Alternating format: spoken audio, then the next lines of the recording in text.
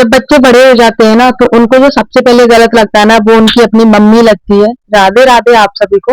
Welcome back to my YouTube channel Rajni Brajwasi blog. तो कैसे हो गाइस? उम्मीद करती हूँ आप सब लोग अच्छे होंगे। मैं भी एकदम अच्छी हूँ। तो गाइस कल संडे का दिन था और आज है मंडे। इनको स्कूल के लिए मैं तैयार कर रही हूँ। पहले स्वरा जाती है, उसके बाद में हर्षित जाता है। तो स्वरा को मैं पहले चोटी वगैरह बना के रेडी रख रही हूँ और इसका मुंह इसलिए फूला हुआ है क्योंकि मैंने इसके बालों में सरसों का ऑयल लगा दिया। ये बोल रही थी आज मत लगाना, कल लगा देना, लेकिन मुझे पता है ना इसके बाल बहुत जल्दी उलझ जाते हैं और फिर ये इतना सुलझाने में बहुत चिड़चिड़ाती है। इसीलिए मैंने सरसों का ऑयल लगाया था। बाकी इसको पसंद नहीं है, इसको ये रहता है मम्मा आप नहीं लगाती है ऑयल तो मुझे भी मत लगाओ। लेकिन जो छोटे बच्चे रहते हैं ना, हम भी शादी के बाद में ऑयल लगाना बंद किया पर शादी से पहले तक मम्मी हमें हमेशा सरसों का ऑयल लगाती, मसाज करती, बहुत सारी चीजें करती। तो ना चोटी बनाते बनाते मैंने इसको समझाया कि बाल अच्छे होते हैं सरसों का ऑयल लगाने से, उलझते नहीं है और मतलब मजबूत बनते हैं। पहले तेरे बाल बहुत छोटे थे, अब थोड़े बड़े हो गए हैं, तो इसकी समझ में आ गया और खुश हो गई थी। वरना ये ना अगर इसका पसंद का ना करो तो चिड़चिड़ाती रहती है पूरा टाइम। और स्कूल भेजते समय मैं हमेशा कोशिश करती हूँ कि इनको एकदम हंसते मुस्कुराते हुए भेजूं, क्योंकि स्कूल में रहते हैं पूरा दिन, फिर ऐसे मेरा भी माइंड अपसेट रहता है कि यार बच्चे चिड़चिड़ा के गए इसलिए। तो पहले मैं इसको तैयार कर देती हूँ, उसके बाद में फिर हर्षित को तैयार करूंगी स्कूल के लिए। उसका थोड़ा सा लेट है, 10-5 मिनट, तो पहले इसका नंबर लेती हूँ। और ये देखो भाई, रात को ना बच्चे सो नहीं पाए थे लाइट की वजह से, क्योंकि लाइट का इशू चल रहा है हमारे यहाँ पे। तो थोड़ी बहुत नींद कंप्लीट हुई थी। अब मैं इनकी छुट्टी इसलिए नहीं करा रही क्योंकि ऑलरेडी बहुत छुट्टियां हो जाती हैं, क्योंकि तबीयत वगैरह खराब हो जाती है तो कहीं आना जाना होता है, तो इसीलिए नींद आ रही है आंखों में। लेकिन यहाँ भी लाइट नहीं आएगी आज, तो मैंने सोचा यहाँ पे गर्मी में रहे इससे अच्छा स्कूल में कम से कम पंखा तो रहेगा, और दूसरी चीज पढ़ के भी आएंगे कुछ ना कुछ। यहाँ पे रहेंगे तो और ज्यादा परेशान होंगे और मुझे भी परेशान करेंगे। तो इसको मैं तैयार करके स्कूल भेज देती हूँ, फिर अपना घर का काम भी मेरा कुछ भी नहीं हुआ।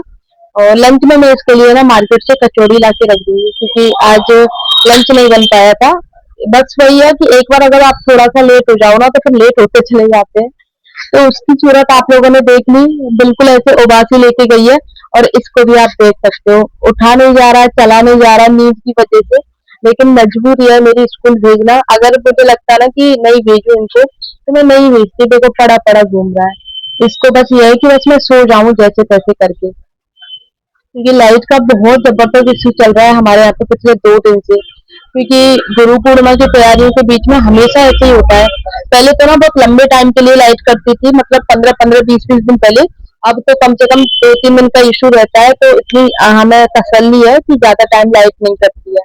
और जैसी आदत होती है ना, फिर उसके बाद में अगर आपको एसी ना मिले ना तो फिर बहुत ज्यादा मुश्किल हो जाता है, खासकर बच्चों के लिए। देखो दिन तो जैसे तैसे निकल जाता है, लेकिन रात को तो आपको एसी जरूर चाहिए ही होता है, कुछ तो चाहिए।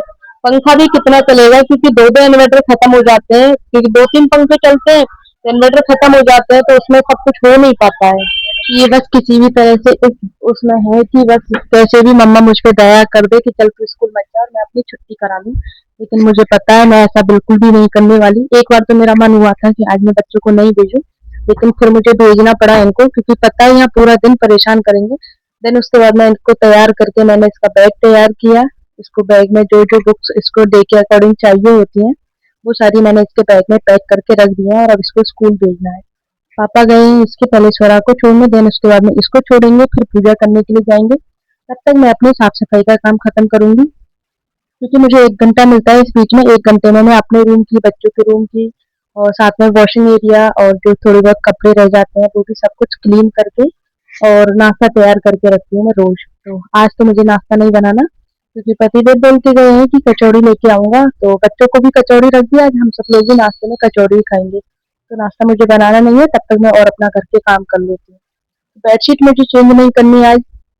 पहले वाली बेडशीट ही मैंने अच्छे से साफ कर ली, और साफ करने के बाद में फिर बिछा के फ्लो कवर वगैरह तैयार कर दिए हैं। और अब चलते हैं गाइस मौसम की तरफ, देखते हैं कि बाहर के मौसम का क्या नजारा है। तो गाइस अभी बज रहे हैं 8:15, बच्चों को मैंने स्कूल भेज दिया। और कल रात से हम सोए नहीं, कल दिन में भी पूरे दिन रेस्ट नहीं किया, फिर सुबह 5 बजे उठी थी और फिर रात को भी पूरी रात हमारी ऐसे ही निकली है बैठ बैठ के। मतलब बैठा भी नहीं जाता, जब मौसम ठीक रहता है फिर थोड़ा लाइट वगैरह रहती है तो बैठने में भी अच्छा लगता है। ऐसा बेचैनी टाइप का हो गया था। सुबह जाके लाइट आई है 5 बजे, मतलब कल हमारी 10:30 पौने 11 बजे की लाइट गई। रात को आई थी 7 बजे, 2 घंटे लाइट आई, 9 बजे फिर चली गई और उसके बाद में सुबह 5 बजे आई है क्योंकि कुछ ख़राबी हो गई थी और उसको सही करने सुबह 5 बजे आए हैं लाइन मैन।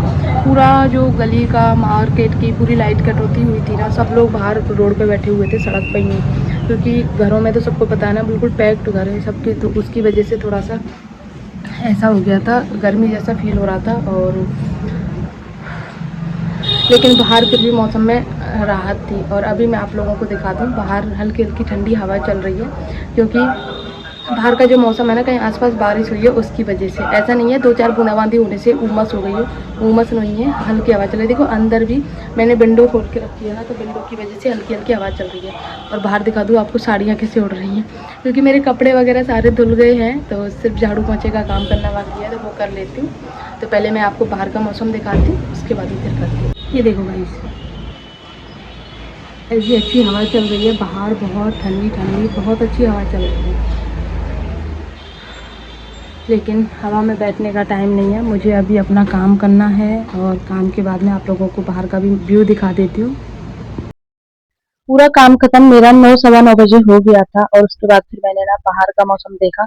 बारिश आ रही थी हल्की हल्की सी, मौसम बहुत अच्छा हो रखा था, तो मैंने सोचा चलो बच्चे भी स्कूल गए हैं, घर का काम भी मेरा पूरा हो गया, खाना किसी को खाना नहीं है क्योंकि सब लोगों ने हैप्पी नाश्ता कर लिया। पापा का खाना बना दूंगी, पापा कचौड़ी खाने के बाद खाना खाते हैं, तो उनको अरबी की सब्जी और पराठे बना दूंगी। तो परिक्रमा का मन हो गया मेरा कि चलो आज परिक्रमा करने चलते हैं। तो बस गोवर्धन गिरिराज जी का यही हमारे लिए फायदा है, जब भी मौसम अच्छा हो जाए तो घर का काम खत्म होने के बाद में निकल जाओ परिक्रमा। तो हम भी निकल गए, गिरिराज जी की परिक्रमा करने के लिए गए। सुबह के टाइम जाओ तो दानगति मंगला के दर्शन होते हैं। और ये देखो, क्योंकि गुरु पूर्णिमा का मेला 2 दिन बाद स्टार्ट होने वाला है, तो पूरी तैयारियां चल रही हैं। तो भीड़ भाड़ जो है ना श्रद्धालुओं की, वो उसी टाइम आना स्टार्ट होगी, 23 जुलाई से 29 जुलाई तक 7 दिन का गुरु पूर्णिमा का मेला होता है। और बिल्कुल दानगति सूना पड़ा है, गिरिराज जी देख लो बिल्कुल भी। और ये अंदर की परिक्रमा का नजारा है, देखो गिरिराज की तलेटी इतना पूरा, क्योंकि बरसात का टाइम है ना, बरसात के टाइम की वजह से सब जगह ग्रीनरी हो रखी है और पेड़ पौधे लगाए जा रहे हैं क्योंकि गुरु पूर्णिमा की तैयारियां बहुत जोरों शोरों से चल रही हैं। तो ये देखो आप देख रहे हो ना, जगह जगह ये गिरिराज जी है पूरे।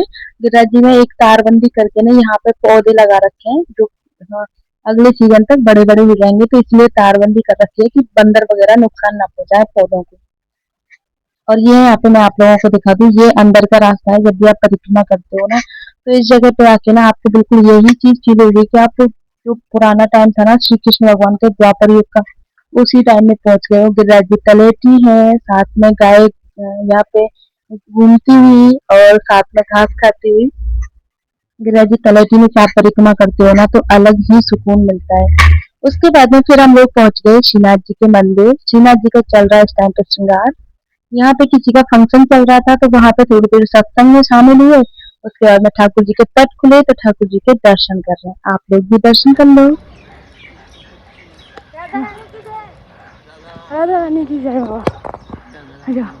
तो गिरिराज जी के साथ साथ संतन के दर्शन में इनके दर्शन सबसे पहले, गिरिराज जी के पहले ही ये पैसे देते हैं बच्चों को बाबा। हम यहाँ सामयिक खेड़ा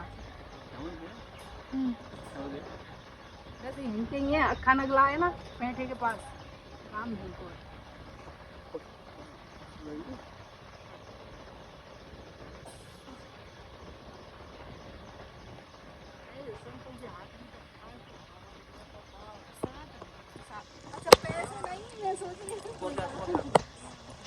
इन्हीं को प्रसाद बोलते हैं। अच्छा, मैं प्रसाद बोलते हैं। मैं प्रसाद समझ रही, यही प्रसाद है इनका। ये रोज बांटते हैं, ये रोज बांटते हैं, हमारी दुकान पे ही आते हैं ये बांटने। बहुत लंबी लाइन लगती है बच्चों की। 10 रुपए बच्चों को रोज बांटते हैं, 20-50। हाँ गोवर्धन आप हाँ, हमारी दुकान पे तो आते हो, तब ना हाथी दरवाजे पे। हाँ, हाथी दरवाजा पे बांटते हो ना, वहीं के रहते हैं। वही तो है, मैं उन्हीं की तो बहू हूँ। उन्हीं की बहू है जिनकी दुकान पे आप बांटते हो ना पैसे। हाँ भारती, हाँ, विशाल की बहू। हाँ हाँ हाँ हाँ हाँ हाँ। वो हमने नाम ही नाम सुन रखो, देखे आते हैं बाबा। नहीं हमारे क्या रोज बांटते हैं, हमारे घर के नीचे ही तो बांटते हैं ना। बता उल्टे पैसे नहीं, अरे बाबा हम तो उल्टे देते हैं बाबा हमको। नहीं बाबा रोज बांटते हैं, बच्चों से जरूरी नहीं है, सबको देते हैं, सबको देते हैं वो। बच्चे बड़े कोई भी हो। अरे বলবাসী আর কই না কোন দিছি না পোশাক বলবাসী বাচ্চা आप बंगाल से आए फिर? রাজা রানী গেছে राधा रानी की जय। किसी किसी जगह तो बारिश थी, किसी किसी जगह बिल्कुल भी नहीं थी, बूंदाबांदी थी हल्की सी, लेकिन परिक्रमा करने में जो सुकून मिला ना, सच में ऐसे मौसम का इंतजार रहता है परिक्रमा करने का। तो अभी तो हमने लगाई है पूंछी की परिक्रमा, अब 1-2 दिन बाद में लगाएंगे राधा कुंड की परिक्रमा, क्योंकि हम ब्रज में रहते हैं गिरिराज जी में, तो हम ऐसे ही लगाते हैं परिक्रमा। आधी परिक्रमा आज लगा लेते हैं, आधी फिर 2 दिन बाद में, महीने भर बाद में, जैसे मौका लगता है आधी परिक्रमा बाद में लगाते हैं। तो गाइस इसी के साथ में आज के ब्लॉग को एंड करती हूँ। आई होप आप लोगों को अच्छा लगा होगा। अच्छा लगे तो प्लीज वीडियो को लाइक शेयर कमेंट कर देना। बाय।